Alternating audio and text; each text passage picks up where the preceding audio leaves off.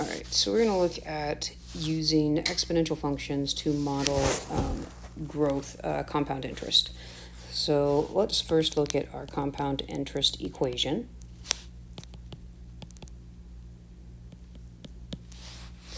So we have your initial amount, or your principal, times 1 plus your growth rate, divided by the number of times it's compounded in a year, to the power of number of times compounded times time. So let's say we have $100 that we want to invest with a growth rate of 7%. And we're going to say that's compounded monthly. And we want to know how much money will we have in 2 years. Okay, so again, A is your initial amount, also your y-intercept if you were to graph this. So 100 times 1 plus.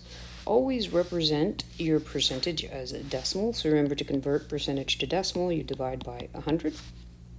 So 1 plus 0.07 divided by number of times compounded in a year. So if it's compounded monthly, that's 12 times in 1 year. And then to the power of number of times compounded a year times 2 for 2 years. Make sure that you don't place 1.07 all over 12. It's just your 7% divided by 12. So then you can plug this straight into a calculator. Depends on what type of calculator you're using. To be on the safe side, you could do this piece by piece. So 0.07 divided by 12. That's going to give us 100 times 1, and then I'm going to add 0.7 divided by 12, which is 0.0058 to the power of 24. So that's to the power of 24, which gives us 1.1498, and we're going to multiply that by 100.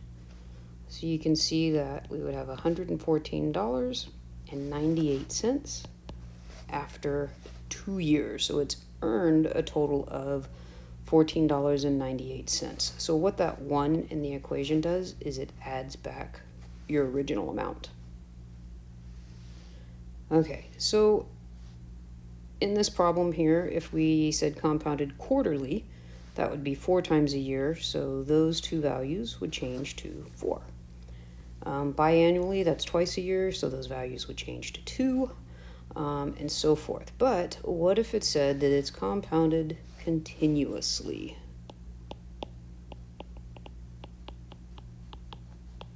So compounded continuously, we use a different formula, PE to the power of R times T.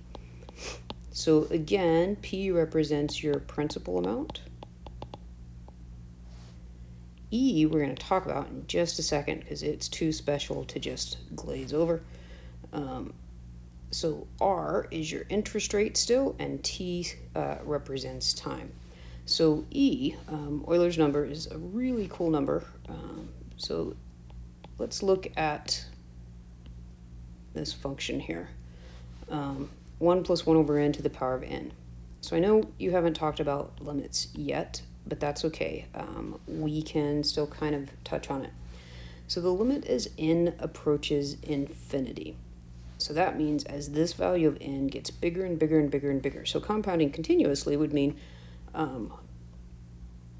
multiple times per year. So you see how this is very similar to our formula that we had up here. So if you were to plug this into a calculator and continue to increase your value of n here, so like 100, and then 1,000,000, and then 2,000,000, 3,000,000, 4,000,000, this limit would approach 2.71828.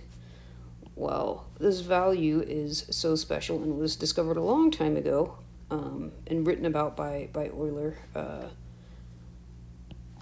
This number was defined as E. and it has several uses in calculus, in finances, in population growth. This occurs in several different places. So that's where it came from. So if we had the same problem we were working with before, $100, 7% interest, how much in 2 years, but this time compounded continuously, we would plug in our $100 for our initial amount times e to the power of 0.07 times time, which is 2. So the thing to watch out for when you plug this into your calculator is make sure that you have parentheses around the 0.07 times 2, or evaluate that separately. So then we would have 100 e to the power of 0.14. So that gives us 1.15, multiply that by 100, and that gives us $115, 0.0274. So notice compounded continuously, you have a little bit more money than compounded monthly. So there's not a significant difference here, but as you continue to go up in time and to go up in